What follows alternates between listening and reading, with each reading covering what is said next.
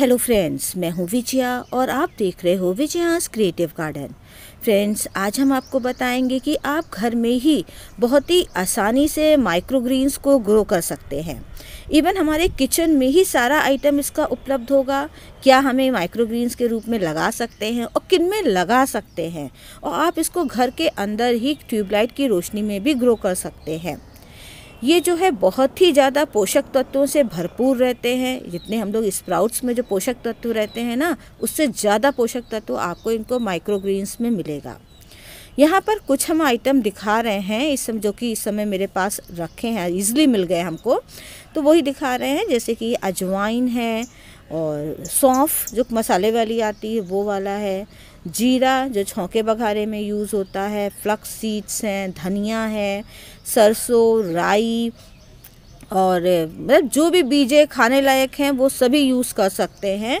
और किस में बोना है, देखिए घर में पुराने कंटेनर्स पड़े होते हैं इस तरीके से। चाहो तो आप इसमें होल कर लो किसी भी चीज़ को गर्म करके, और नहीं तो नहीं भी कर सकते हो तब भी चलेगा, लेकिन उस केस में आपको थोड़ा पानी का कंट्रोल रखना पड़ेगा। मिट्टी जो है यहाँ पर मैंने बिल्कुल साधारण मिट्टी, मतलब आप मिट्टी में ग्रो कर सकते हो, बिल्कुल साधारण मिट्टी में ग्रो कर सकते हो। यहाँ पर तो हम कोकोपीट में सॉइल मिला करके यूज़ कर रहे हैं। आप खाली कोकोपीट में भी यूज़ कर सकते हो, और इवन जो है टिश्यू पेपर जो आता है ना, नैपकिन, किचन नैपकिन, उसमें भी यूज़ कर सकते हो। उसको भी मॉइस्ट करके उसमें भी आप ये डाल सकते हैं। इसी तरीके से सब ये ग्रो हो जाते हैं। फ्रेंड्स, इन ये माइक्रोग्रीन्स होता है, मतलब ये छोटे छोटे माइक्रो मीन्स छोटे छोटे ग्रीन्स मतलब रहते हैं। तो इनको हमें बहुत बड़ा नहीं करना होता है, इनको छोटे ही रूप में यूज़ करना होता है। तो ये छोटे रूप में इसमें पोषक तत्व भरपूर मात्रा में रहते हैं। तो आप जो है इसको अपने घर में छोटे छोटे कंटेनर्स में ग्रो करके इसको यूज़ कर सकते हैं। ये जो है जब स्प्राउटिंग हो जाएगी और स्प्राउट बड़े बड़े हो जाते हैं, मतलब दो दो पत्तियाँ निकल आती हैं, वो पत्तियाँ जो हैं, मतलब आप ओवरऑल कह दो कि प्लांट की हाइट जो है आपकी 2 या 1.5 इंच 2 इंच ऐसे रह जाए तो आप तोड़ने के लायक वो रहते हैं। मतलब तोड़ने लायक रह जाए आप तोड़ सकते हो। चाहो तो आप पूरे बीज मतलब एक बार में ले लो, जितना भी सीड्स निकलते हैं, अंकुरित होते हैं, कर लीजिए। ये जो बोए हैं हमने, ये जो है इनका जर्मिनेशन रेट सबका अलग अलग रहता है। जिन बीजों का सीज़न रहता है वो सबसे जल्दी हार्वेस्ट हो जाते हैं। जैसे कि सरसों बहुत तेज़ी से निकल आती है, जो मस्टर्ड सीड भी कहते हैं इनको। इवन जो गेहूँ होता है, गेहूँ को भी आप स्प्राउट कर सकते हैं। तिल रखा रहता है घर में। और कई बार जो होता है ये दाल वगैरह हम लोग लाते हैं, साबुत दालें जिनमें कीड़े एड़े पड़ जाते हैं, तो आप उनको फेंकने के बजाय एक बार मिट्टी में डाल दो, जो जर्मिनेट होने होंगे वो हो जाएंगे उसको। और इस तरह के पानी हमने डाला है ना, तो कुछ बीज जो है वो ऊपर निकल करके आ गए हैं, तो उनको ऊपर मत निकलने रखिएगा, उनको ऊपर मिट्टी से कवर कर दीजिएगा।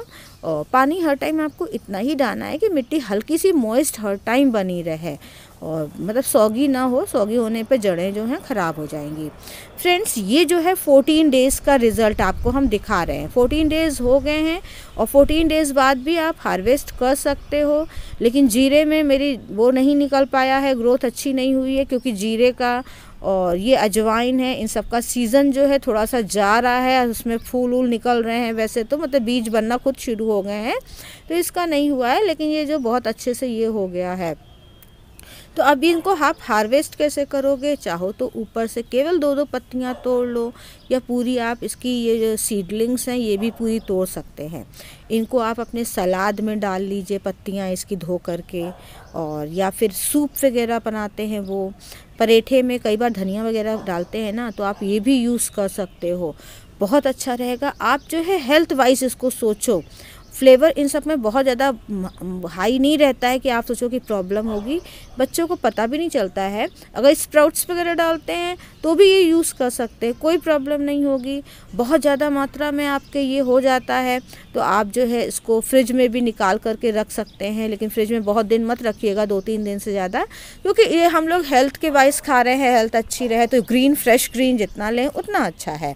तो इस केस में देखिए ये जो नीचे जड़ें हैं, अगर अच्छे से आप धो सकते हो तो उसको धोकर भी यूज़ कर लो, लेकिन हम नहीं कर बताते हैं जड़ों को यूज़ करना, क्योंकि कई बार जो होता है ये बच्चे को गले अले में जा कर के थोड़ा प्रॉब्लम करने लगती है, इसलिए इसको जड़ों को निकाल दें। और अगर आप खाली टिश्यू पेपर में इसको ग्रो करोगे तो जड़ें ठीक रहती है, उसमें तो मिट्टी रहती नहीं, लेकिन वही केस है जो गले में कभी कभी फांस सी लगती है ना, वो जड़ें जो फंसती हैं बाल की तरह पतले पतला, वही रहता है। देखिए इस तरीके से आप कितने छोटे उसमें आप छोटे छोटे कप्स वगैरह में ग्रो करिए, आप अपने किचन में ग्रो करिए और फ्रेश बच्चों को दीजिए। धनिया वगैरह अवेलेबल नहीं रहती है तो आप इन्हीं सबको तोड़ करके यूज़ कर सकते हैं और आपको बहुत सारे पोषक तत्व मिलेंगे। तो फ्रेंड्स, इसी के साथ पसंद आया हो तो लाइक करना बिल्कुल मत भूलिएगा। मेरे चैनल पर नए हो तो सब्सक्राइब भी कर लीजिएगा। फिर मिलेंगे आपसे एक नई जानकारी के साथ, तब तक के लिए गुड बाय।